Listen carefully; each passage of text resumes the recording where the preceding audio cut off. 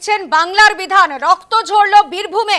আপনাদের যে ছবি আমরা তুলে ধরবো, যে রক্ত ঝরলো বীরভূমে। বীরভূমের লাভপুরে আক্রান্ত বিজেপি। লাভপুরের ভ্রমরকল এলাকায় একেবারে তুলকালাম পরিস্থিতি। বিজেপির ইলেকশন এজেন্টের রক্ত ঝরলো। মারধরের অভিযোগ তৃণমূলের বিরুদ্ধে।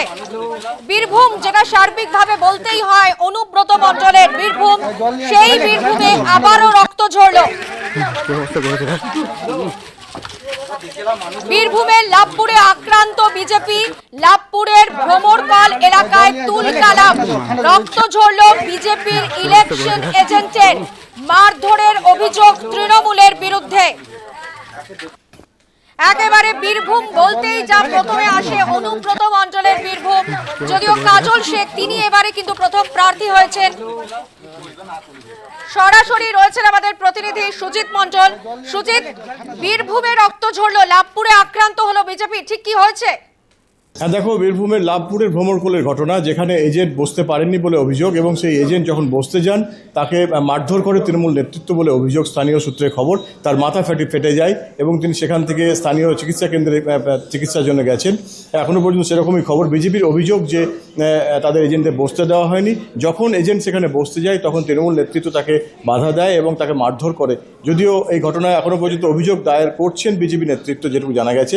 তো তৃণমূলের সঙ্গে এখনও সে ধরনের কথা হয়নি। তবে আমরা এখানে রয়েছি এখন বোলপুরে অনুব্রত মণ্ডলের কাছে। তিনি সরাসরি আমাদের রয়েছেন নিউজ টাইমে। তার সঙ্গে কথা বলে জানার চেষ্টা করব। বীরভূমের ভোট মানেই অনুব্রত মণ্ডল, এবং সেই অনুব্রত মণ্ডলের আজ তৃণমূল কার্যালয়ে আমরা রয়েছি। একটু কথা বলবো। কি বলবেন আজকে নির্বাচনে? একটু বীরভূমে রক্ত ঝরল। খুব শান্তপ্রিয় ভোট, খুব শান্তপ্রিয় ভোট। কোনো ঝামেলি নাই, ঝঞ্ঝট নাই, পিসফুলি ভোট হচ্ছে। কোনো জায়গায় 50%, কোনো জায়গায় 65% পোল হয়ে গেছে। একটা দুটো অবাঞ্ছিত ঘটনা যেমন ভ্রমরকলে হলো লাভপুরে। কি হয়েছে? বিজেপির মাথা ফেটে গেছে এজেন্ট। সে শুনে নাই তো। বাকি ওভারঅল বীরভূমে কি অবস্থা? খুব ভালো অবস্থা, কোনো জায়গায় ঝঞ্ঝট নাই, ঝামেলি নাই, সুন্দরভাবে ভোট হচ্ছে। আপনি এভাবে রয়েছেন এখানে শান্তশিষ্টভাবে, তার জন্য সেটাই কি লক্ষণ যে না, কেন তো আমি তো প্রত্যেকবারই এখান থেকেই পরিচালনা হয়? এখান থেকেই থাকি। আমি ভোটের দিনে তো বেরোই না। এখান পার্টি অফিসে থেকে পরিচালনা করে। কি বলবেন এবার ভোটারদের যেভাবে ভোট দিচ্ছে? দেখুন, এবারে ভোট কিন্তু তোমার 90% পোল হবে। পোলিংটা বেশি হবে। এখানে বয়স্ক লোকরা যারা যেতে, তারাও গিয়ে ভোট দিচ্ছে এসআরের জন্য। এসআরে যে অত্যাচার হয়েছে সাধারণ মানুষ, তা মমতা ব্যানার্জি ব্যাপক ভোট পাল। আর আজকে বোধহয় 152টাতে ভোট হয়েছে, 132টা আমরা পাবো। 100%। বীরভূমের ওভারঅল ফল কি হতে পারে? ভালো হবে, সুন্দর ফল হবে। কিছু জায়গায় তো বিজেপি প্রার্থীরাও ডিমান্ড করছে যে তাদেরও ফল ভালো হবে।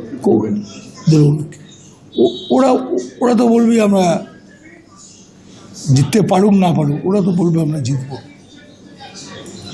আজকে সারাদিন ধরে কি আপনি এই পার্টি অফিসে বসেই পরিচালনা যেমন আগে করতেন ঠিক সেইভাবে?